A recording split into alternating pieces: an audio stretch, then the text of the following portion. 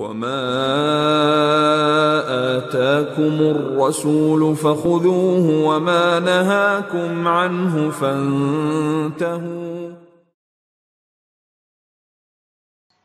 أعوذ بالله من الشيطان الرجيم. بسم الله الرحمن الرحيم. الحمد لله والصلاة والسلام على رسول الله وعلى آله وصحبه ومن والاه أما بعد. Assalamu alaikum qarindoshlar. Biz bugun hadis ko'rsatmalar darsimizningki 96-darsini o'qiymiz. Darsimizning mavzusi taqdirga ishonish. Biz endi bu taqdirga ishonish darsi, shu darsimizningki hadis ko'rsatmalar darsimizning 96-darsi dedik. Endi biz bu hadis ko'rsatmalari kitobida 5 bir qatim to'xtalib o'tgan bu darsda men yine qisqaga to'xtalib o'tmoqchi bu kitob haqida. Endi bizning bu hadis ko'rsatmalar degan kitobimiz, hadis ko'rsatmalari degan kitobimiz bu 10 qismni o'z ichiga olgan, 10 qismdan tarkib topgan bo'lib, birinchi qismi aqida qismi. Biz hozir shu birinchi qismi aqida qismining 96-darsida ketyapmiz. Ikkinchi qismi ilm va ilm manbalari degan qism. Üçüncü qism ibadet, dördüncü qism aile ahkamları, beşinci qism zürül bo'lgan ehtiyojlar, altıncı qism muomalatlar, yettinci qism şu hakimiyet işleri, sekizinci qism adab axloq, dokuzuncu qism tarix ve siret, onuncu qism fitne'den ibaret. Biz bu hadis ko'rsatmalar darsimizda 10 qismni o'z ichiga olgan darsni so'zlab o'tamiz. Yine bu kitobimiz Allah xolisa Allohning yordami bilan inshaalloh 10 qismlik bir kitob bo'lib chiqadi. Birinchi qismi aqida qismi dedik. Beşligandek bu kitobimizga aqida qismi asosi 3 bo'lakdan tuziladi. Birinchi bo'lak iman ve İslam erkanları. İkinci bilek bolsa ahiret günüge işiniş. Yani biz bu iki bölümü tükettik. Üçüncü bölümü takdirge işiniş. Hem de degenimizde takdirge işiniş bu imanın asası prensiplerden boğan bir prensipini imanın ruknlardan boğan bir ruknu. Takdirge işiniş müminin akidesinin bir cüz'i. Hem de takdirge işiniş yani bir müminin imanı bu takdirge, yani kaza-u kaderge işenmezden bir müminin imanı asla sahih olmaydı. Yani o müminde iman mevcut olmaydı. Şuna takdirini ispatlaş, tevhidin asası. Bu vakta İbn Abbas radıyallahu anhu deydi ki takdirge işiniş tevhidin bir prensipi, tevhid sistemisi. Kimdikin takdirini yalğanga çıkarırken o adamın takdirini yalğanga çıkarganlığı tevhid o adamın tevhidini bozup taşlaydı degan. Endi biz şu takdirge işiniş hakkında Resulullah sallallahu aleyhi ve sellem'ninki 4 tane hadisini ko'rib o'tamiz. Auzu billahi mineşşeytanirracim. Bismillahirrahmanirrahim. En Cabir ibn Abdullah قال رسول الله صلى الله عليه وسلم لا يؤمن عبد حتى يؤمن بالقدر خيره وشره حتى يعلم أن ما أصابه لم يكن ليخطئه وأن ما أخطأه لم يكن ليصيبه. Cabir ibn Abdullah'dan rivayet kılındı ki Resulullah sallallahu aleyhi ve sellem bundaq degan: bir adam takdirge, yani yaxshilik yomonlikning taqdiri bilan bo'ladiganligiga ishonmay turib asla mümin bo'lmaydi. Yani bir adam taqdirini yaxshilik va yomonlikning taqdiri bilan bo'ladiganligiga ishonmay turib o'ziga masalan mushu o'ziga tegishlik bo'lgan har qanday bir narsaning uningga chuqum yetadiganligiga, o'ziga tegishlik bo'lmagan har qanday bir narsaning uningga faqatlam yetmaydiganligiga ishonmay turib, buni bilmay turib bir odam qat'iy mümin bo'lmaydi, uningda iymon bo'lmaydi deb Rasululloh sallallohu alayhi vasallam shunday degan. Endi taqdirga ishonish, yaxshilik va yomonlikning taqdiri bilan bo'ladiganligiga, yani taqdirini yaxshi yomon har qanday ishonish imanning sahih bo'lish shartlarining qatoridir. Bu haqda Payg'ambar alayhissalom mushirisimizda alayda 3 mazmunni o'tirib qo'ydi. Birincisi, bir odam, ya'ni bir banda yaxshilik va yomonlikning taqdiri bilan bo'lganligiga ishonmagicha u odamda aslo iymon bo'lmaydi. Ya'ni bir odamning iymoni aslo sahih bo'lmaydi. Ya'ni yaxshilik taqdirining yaxshisiga va yomoniga, har qanday yaxshi yomonlikning taqdiri bilan bo'lganligiga ishonmagan muddatda u odamning iymoni sahih bo'lish tugul, iymoni qat'an mavjud bo'lmaydi. Iymoni yo'qolib ketadi u odamning, deb shunday dedi. İkincisi, bir odam o'ziga yetgan har qanday narsaning uningdan chuqum shu o'ziga tegishli bo'lgan har qanday narsaning uning chuqum yetadiganligi. O o'ziga tegishli bo'lgan narsa yetmay qolmaydiganligiga ishonmaguncha mu'min bo'lmaydi. Bu bak kangri masala. Masalan, bir odam masalan kishining haqqini kishi yemabdi deymiz-ku. Odatda masalan o'ziga tegishli bo'lgan narsaning uningga chuqum yetadiganligiga, uningdan yetmay qolmaydiganligiga ishonish, mushuninga ishonmaguncha mu'min bo'lmaydi.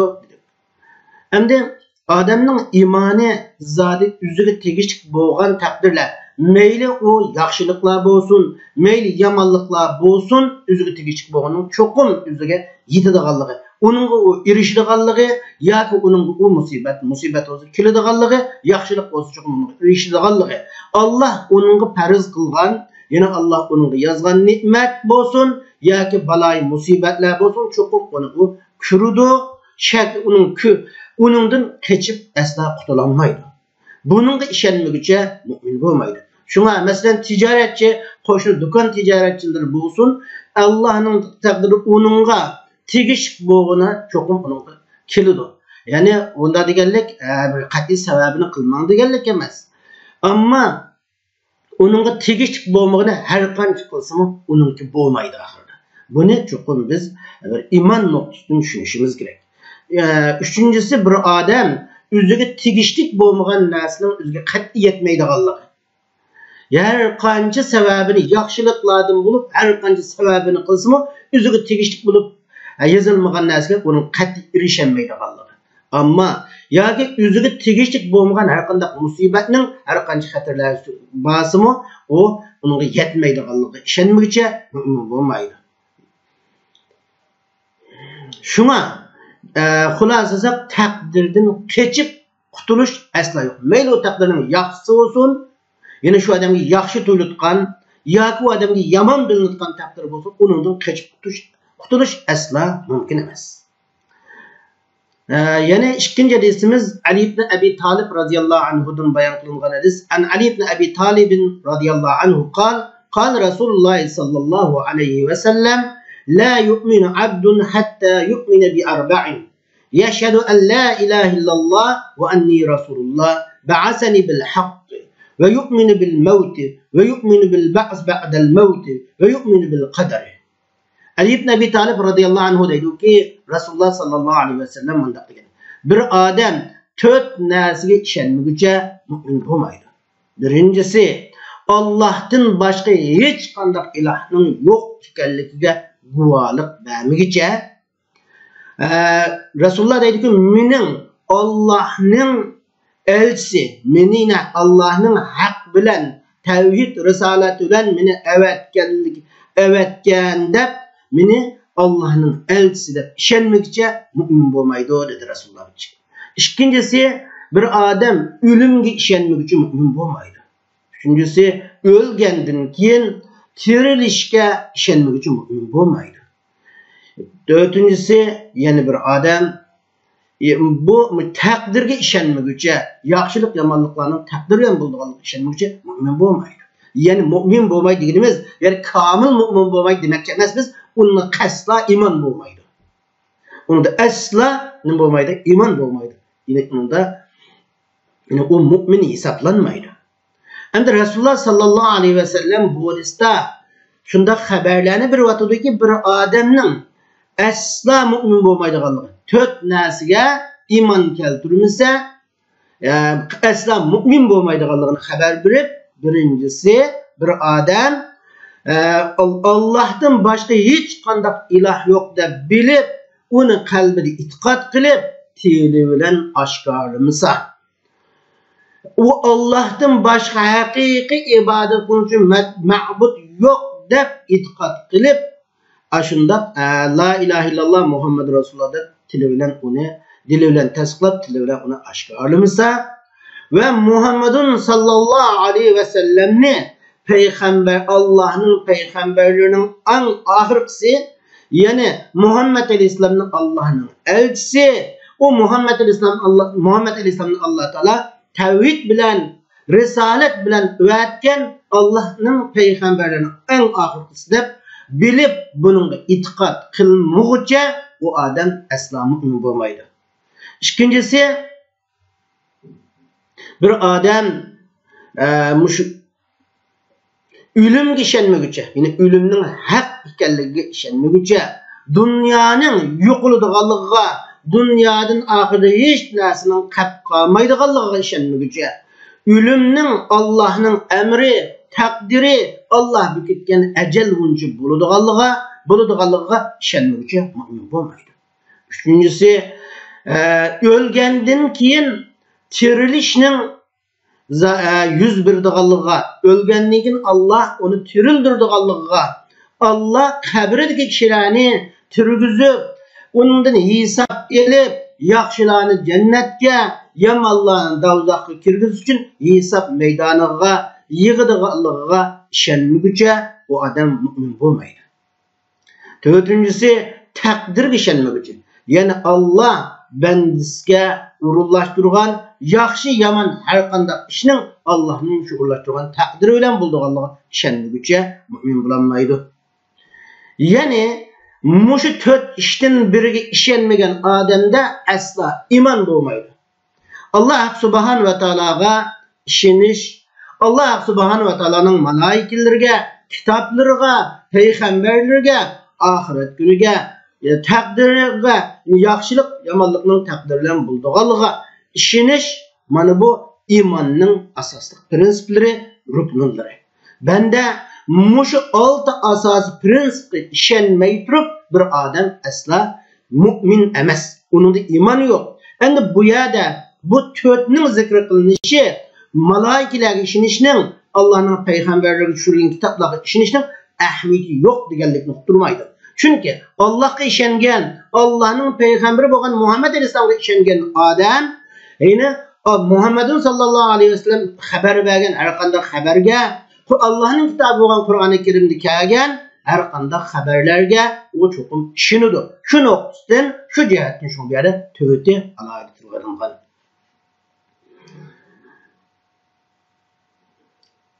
Hem de yine bu şu bugünkü dersimizin üçüncü hadisi Abdullah ibn Peyruzul Deylemi radıyallahu anhu'dan bayan kılındı. Abdullah ibn Peyruz ad-Deylemi mundaq dedi. Mening ko'nglimga taqdirdan bir ish tushib qoldi da, men bu ko'nglimga tushib qolgan ishning mening dinimni, mening oxiratlik ishlarimni buzib qo'yishini andish qildim da, Ubay ibn Ka'b radhiyallohu anhuning qashiga keldim. Ubay ibn Ka'b radhiyallohu anhuning qashiga kirib, men dedimki, ey Aba Munzir, mening mush qalbimga, ko'nglimga bu taqdirdan bir narsa tushib qoldi. Men o ko'nglimda paydo bo'lgan ishning mening dinimni, mening oxiratlik ishimni buzishidan bu andish qilib qoldim. Menga mushu haqda bir narsa so'zlab bersang deb shundoq dedim. Yine menga sening shu so'zlab bergan so'zlaring menga bir manfaat qilish uchun, ya'ni Alloh subhanahu va taolo sen so'zlab bergan shu hadis orqali Alloh menga bir manfaat berish uchun sen menga mushu haqda bir hadis so'zlab bersang dedim. Ubay ibn Ka'b dedi ki, eğer Allah azze ve celle asman ehlini, zemin ehlini azaplasa, elbette ulanı azaplavurdu. Allah zalim emas. Yine ulanı zulüm kılgan bulmaydı. Eğer Allah subhanahu ve taala ulağı merhamet kılsa, Allah'ın merhameti ular için yaxşırak. Yani amel kılış arkalık mı Allah'ın rahmetine erişiyor. Lakin Allah'ın kılgan rahmeti Allah amel kılmayan kişilerge rahmet kılsın kılıyordu. Allah O özünün padişah özü qanday xalaq qılsa şundaq qılıdı. Əgər Ubay ibn Ka'b deydi ki, əgər sən Uhud tığıcılıq altını Allah yolda Allah rızalığını izlep çıkım kılsan Allah subhanahu wa ta'ala bu altını senden kabul kılmaydı. Yani nemişka? Yani sen takdirge işenmegüçe Allah senden onu kabul kılmaydı. Çünkü o çağda sende takdirge işenmegüçe kabul kılmaydı. Nemişka? İman bulmağa çıkın. Yani sen sana tegişlik boğan her kandak bir nersinin sana çokum yedidiğallığını bilmegiçe, sana tegişlik boğmagan nersinin sana yetmeydiğallığı, sen onun gargı uyuşmaydiğallığın yaxşılık olsa yaki yamanlık olsa sana çokum yetmeydiğallığını bilmegiçe Allah senden bunu herkes kabul kılmaydı. Eğer sen muş itikadının gayrı da ülep gelsen, daha uzak fikirsen, dep şundaq dedi Ubay. Andın men Abdullah ibn Mesud radıyallahu anh'ın kışı geldiğinde Abdullah ibn Mesud radıyallahu anh'ın kışı gelip aşu Ubay ibn Ka'b radıyallahu anh'a sözlügen ahvallarını sözlesem umu del aşının oxuşunu dedi. Yani Ubay ibn Ka'b degen gapni oxuşunu dedi. Men Huzayf ibn Yaman'ın kışı geldim kelip ahvalını sözlesem umu del yine aşu Abdullah ibn Mesud bilen Ubay ibn Ka'b radıyallahu anhuma şikayetlerinin degen gapini oxuşunu dedi. Ondan ki men Zayd ibn Sabit radıyallahu anhuma qışkırıp kelsem kelip ahvalını dedim. Yani boğan ahvalını sözlesem o bana yine Peygamber Aleyhisselam'dan yine aşedisinden şu Ubay ibn Ka'b başlayan şu sözün oxuşunu yapmadı degen. Bu hadiste Abdullah ibn Daylami el-Parisi radıyallahu anhu özünün şu kalbige takdir doğrusunda bir narsanın uçup qalğanlığını, bu meseleni hal qilish uchun özünü Ubay ibn Ka'b radıyallahu anh'ın qışı kilip Ubay ibn Ka'b radıyallahu anh'ın bir qazağı kadar işi doğrusunda bir şifalık bir bayanını talep qılğanlığını bizge hikaye qilib dedi ki o Ubay ibn Ka'b'ga degen mening qalbimda mushu shakka gangrashga elib boradigan takdirinin bazı şübhelerden bir narsa kalbim uçup kaldı. Bana bir hadis sözlep versen, belki Allah şu sözlep vergensinin hadisin arkalık kalbimden şu şüpheni bir yoktuşu mümkün dep degende Ubay ibn Ka'b radıyallahu anhu bundak degen. Eğer Allah subhanahu ve taala asman ehlilerini, yani malaikelerini Allah özüge mukarrab bolgan barlıq firiştilerini, zimin ehlini, mesela peygamberlerini, barca insanlarını Allah azaplısa Allah azapla vurdu ve halbuki Allah onunla zulüm kılgan bolmaydı. Çünkü mahlukatla Allah subhanahu ve taala'nın hakkını icra kılıştın, Allah subhanahu ve taala'nın buyruğunu icra kılıştın aciz kıldı. Allah subhanahu wa ta'alaga hakiki şekilde ibadet kılıştın aciz kıldı. Şuna Allah'ın tütkül asman zimindeki hemen mahlukatını azaplışı adalet hesaplandı. Herkes zulüm bulmaydı. Allah'ın emdi insanlar özünün küçüden yetişçe Allah buyruğun haklarını küçüden icra kılışı ve Allah ibadetini küçüden ada kılışı kılgandı mı Allah'ın onun sevabı bergenligi, Allah'ın bergen bu sevabı Allah'ın fazlın merhameti bu. Eğer Allah subhanahu ve taala şu bütün asman zimini hem adamlarga rahmet kılsa, ularga Allah merhamet kılsa, Allah'ın özünün bendileri kılgan bu merhameti Allah subhanahu ve taala'nın fazla ihsanı oldu. Bunu Allah subhanahu ve taala'nın bu kılgan merhameti ularning barlık salih emellerini yaxşıra. Belki çünkü bularning bu salih emelleri mu el-asli Allah subhanahu ve taala'nın ulu kılgan merhametinin cümlesi. Eğer Allah subhanahu ve taala bizge bir salih emelni qilish imkoniyatini bermasa, qilish sharoitini bermasa, qilgudek iqtidorni bermasa, biz bu salih amalni qilolmaymiz. Ubay ibn Ka'b deydi ki, agar sen Uhud tag'ichilik altınını Allah yolda çıkım kılsan, aşında Allah razılıkını izlep, aşında bir tağdek altınlarını çıkım kılsan, Allah senden bu nafakını, bu sadakını hergiz kabul kılmaydı. Hatta sen kamil mümin bulmakça kabul kılmaydı. Yani sen muşu barlık, yaxşılık ve yamanlıklarının hemmisinin Allah'ın takdiri ölen. Meyli insanı faydalı işler olsun, insanı zararlı işler olsun görünüşte. Hemmisi Allah'ın ilmi ölen, Allah'ın takdiri ölen, Allah'ın iradesi ölen. Bu Allah'a sen işenmegüçe Allah senden bu taqdek çıkım kılgan nafi kılığını, sadi kılığını Allah senden kabul kılmaydı. Ve sana tegişlik boğan nesile, meyli yaxşılık bolsun, meyli yamanlık bolsun, sana tegişlik boğan nesile çokum sana yedidir. O senden ütep gitip kalmaydı. Ama sana tegişlik boğmagan yaxşılıklar bolsun, ya ki sana asli yetmeydiğen yamanlıklar, ya ki sana tegişlik boğmagan yaxşılıklar, o sana her yüz yetmeydi. Eğer sen muşkil itikadının kaza ve kader meselesinde muşkil itikadının gayrıda ülep ketsen davzakı girsen dep buna Ubay ibn Ka'b radıyallahu anhu bu Abdullah ibn Daylami radıyallahu anhuga bu xil cevabını bergen. Endi tevhid yani şu takdirge işiniş hakkındaki hadislerden yani birisi Ubarat bin Samit radıyallahu anhu'nun oğluğa kılgan nasihati bilen başlangan hadis.